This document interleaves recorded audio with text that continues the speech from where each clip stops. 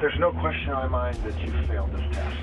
And you failed it miserably. You know where she is. I don't know where she is. It was the true crime saga so shocking, it immediately drew parallels to a blockbuster Hollywood thriller. I feel like I am some character in this crime drama. I'm like in a movie. A young woman kidnapped, gone missing, her boyfriend suspect number one, until she is miraculously found alive 2 days later. This morning, a shocking twist. Denise Huskins found safe in Huntington Beach. A bizarre kidnapping case that looked like a real-life Gone Girl. The movie Gone Girl is about a woman who fakes her own kidnapping. Meticulously stage your crime scene with just enough mistakes to raise the specter of doubt. Hinted on her husband who's cheating on her, and then leaves and allows the media to hone in on her husband. But Denise Huskins and Aaron Quinn's story is so far from the fictional plot. Please stop using the Gone Girl term to refer to this case. That is a derogatory term. Call it what it actually is, the American nightmare.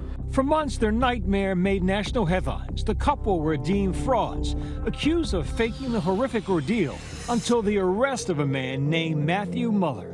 They learned some pretty astonishing things about Matthew Muller.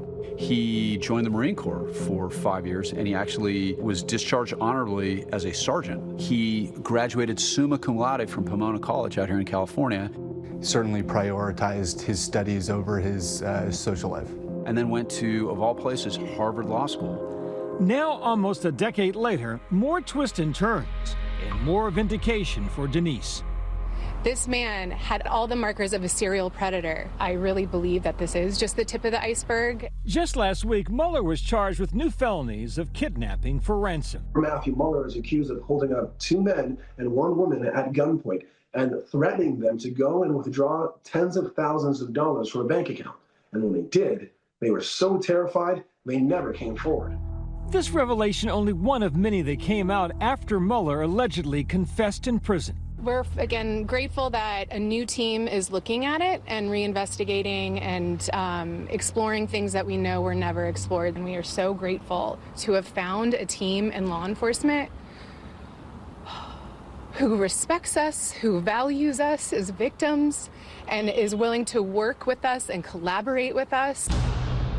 Back in 2015, Denise and Aaron were both working as physical therapists in Vallejo, California, looking to repair their relationship after Denise discovered Aaron was texting his ex-fiancée, asking to get back together. When she found the text message, I was at crossroads of my life, and I needed to make a change. Denise and Aaron talked it over for hours at his house. We had to rebuild trust, but as long as he was willing to really give this a full shot, then we could try again. They eventually went to bed around midnight.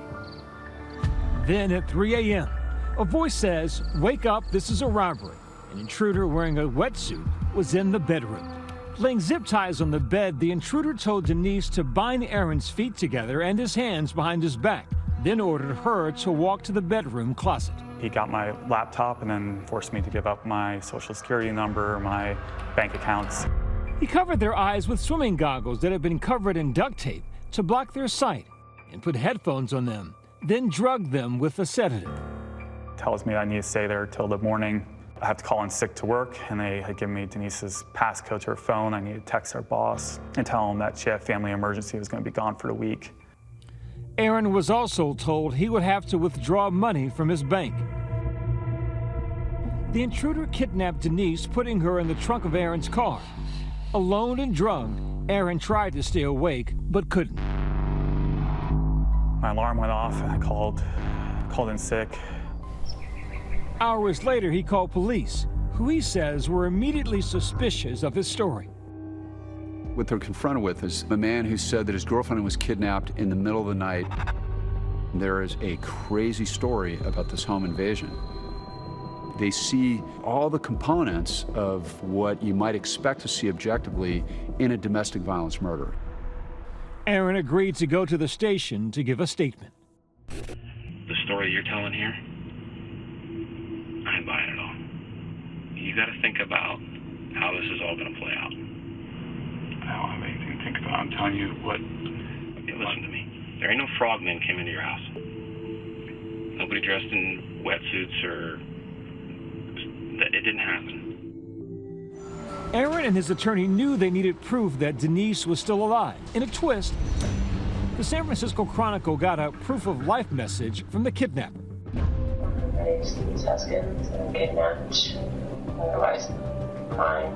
She is clearly still alive, and rather than entertain the possibility that, oh my gosh, maybe this story is true, they immediately shift into, well, this must be a hoax.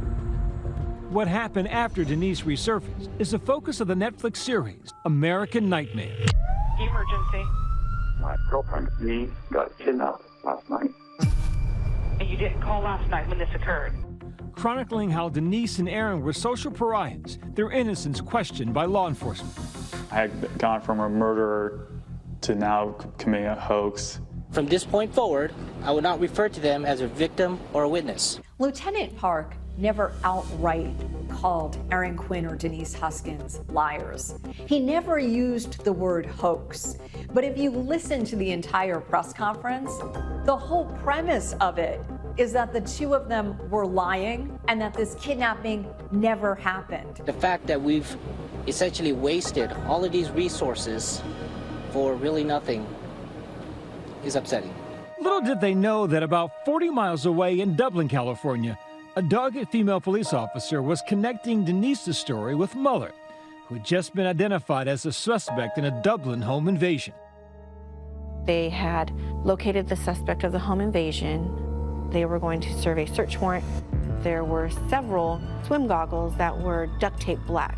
One in particular had a blonde hair strand attached to the duct tape.